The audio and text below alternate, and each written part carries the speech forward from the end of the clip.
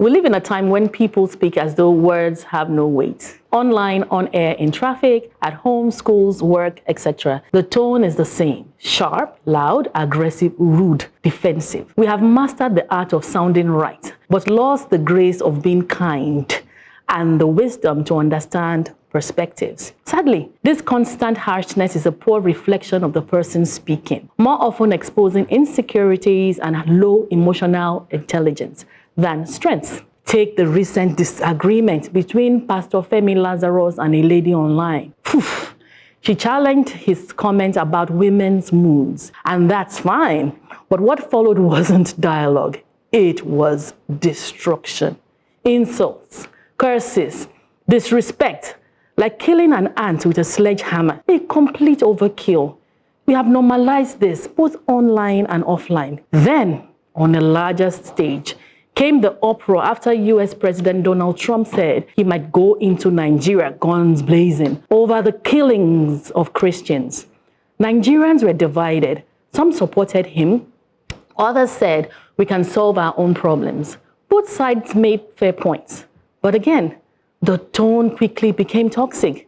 Instead of exchanging ideas, people exchanged insults and curses. We must understand that two truths can coexist. You can disagree and still be decent. You can be right and still be respectful. We generally all want the best for Nigeria, irrespective of our position. Emotional intelligence isn't just about managing anger, it's about managing ego. That urge to always be right often reveals low self-worth disguised as confidence. We've become selective with who we respect, polite to some, so-called powerful and rich, then dismissive of those we think are ordinary. We revere titles but ignore wisdom when it comes from unexpected places. If we can't speak with grace, our knowledge becomes noise and our truth turns to cruelty. The world doesn't need louder voices. It needs wiser ones. Let's relearn how to talk to one another, to disagree gracefully without disgrace, to correct without crushing, and to speak truth without tearing down.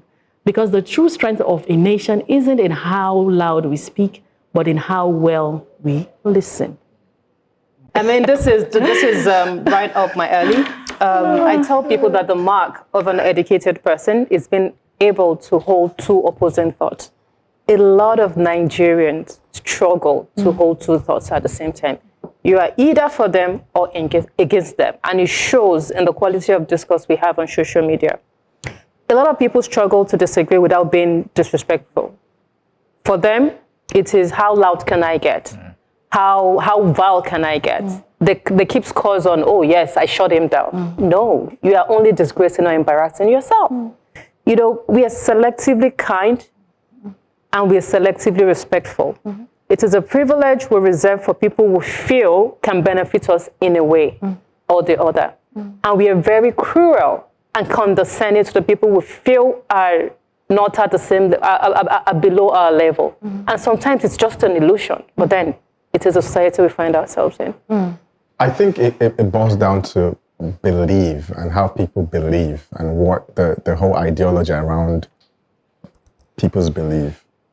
In the sense, so what I'm trying to say, it might be a little bit off from the advocacy, but just information does a lot.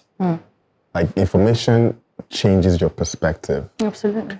And like I said, again, most of the information that we get from our educational system does not prepare us to relate with each other.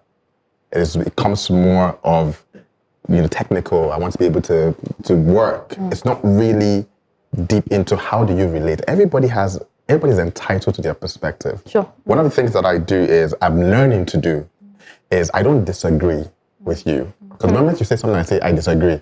I've already caught your brain to even want to hear what I have to say. Even if I might be right, even if what I'm about to say might make sense to you. When I say, I disagree with what you said, because you think about it, when somebody says something, you say something and somebody say, I disagree. I don't care what you want to say next. Just talk, let me be ready to give you another one to respond. Give you another reason to respond that, see, that's what you're saying. Because there's always 1,000 reasons to prove your point, right?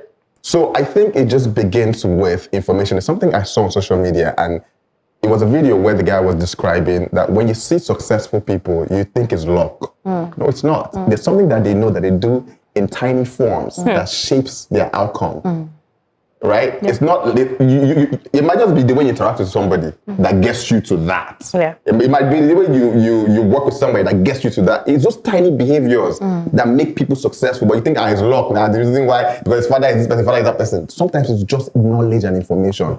So when you look at your life, you ask yourself, what is it that am I doing that's putting me in this position? It might not be the government policy. It might not be the environment. It might just be you, because you're not ready to learn and understand how to relate with other humans. Sorry, before you go, I have an I disagree situation. I was having a conversation with someone who I consider a friend, and I said, I disagree. It led into a 5-month nuclear fight. I mean, at the point I was started, at what precisely did this relationship deteriorate? I don't work. So we had like a round table, someone who we both respect, and then it was like, she said she disagreed. I'm like, who are you that I'm not going to disagree with you? Like, there's a program that I have certification. It's called neuro-linguistic programming, and there's power of words. Every word triggers people differently.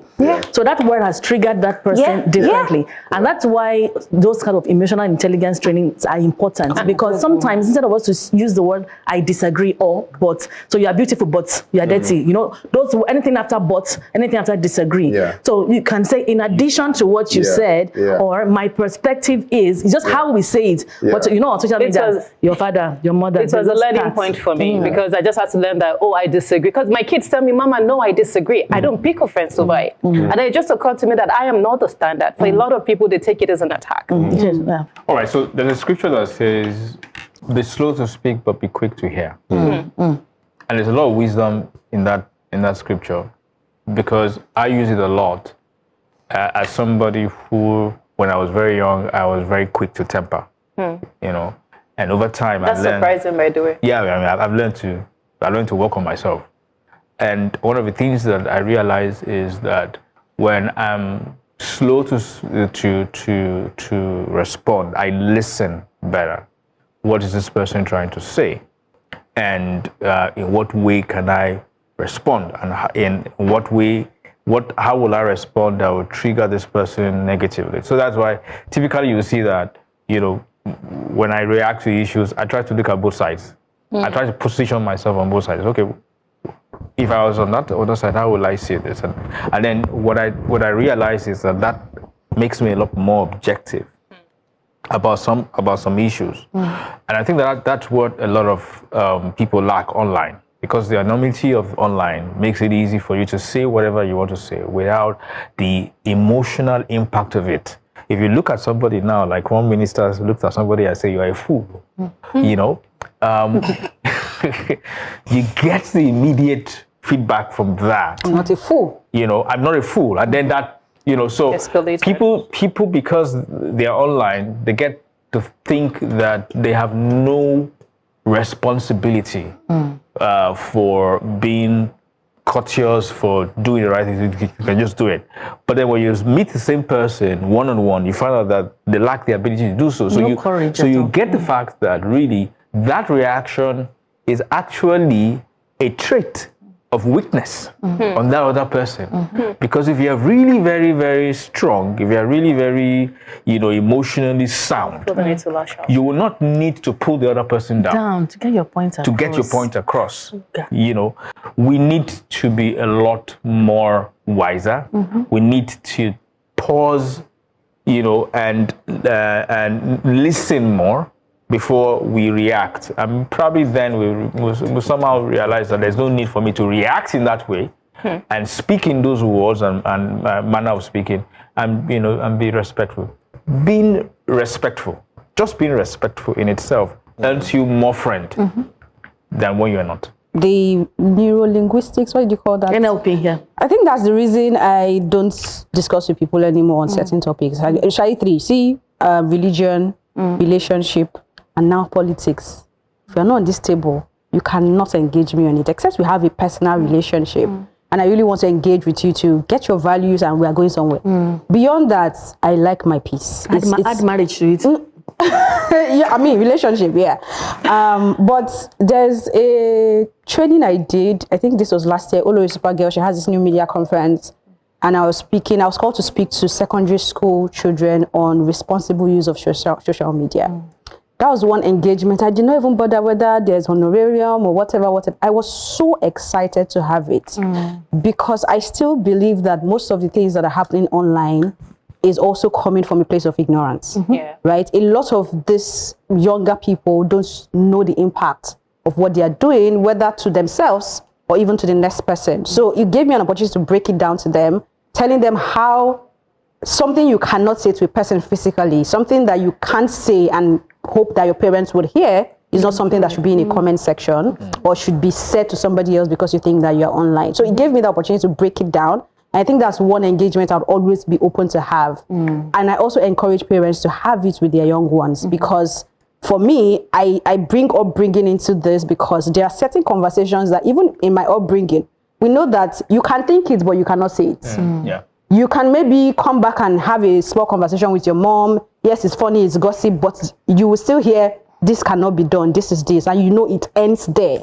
You cannot go to that person and open your mouth to say it because it is thought, it's not said. I think there's an adage to that. I can't even remember it, right? So I think that we need to just do better. But in terms of social media, I think that there are also people that need to be shut down. because social media is now media is no longer, oh, it has to be a TV station. Everybody is media. There's citizen journalism. Everybody can put out a tweet and say something, right?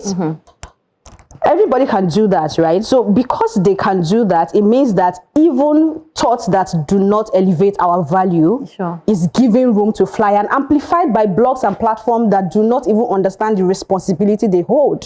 So there are certain people that needs to be shut down, and shut down, yes, in a wise way, but they need to be shut down. Good and bad behavior are learned. It's never too late to unlearn one and relearn the other.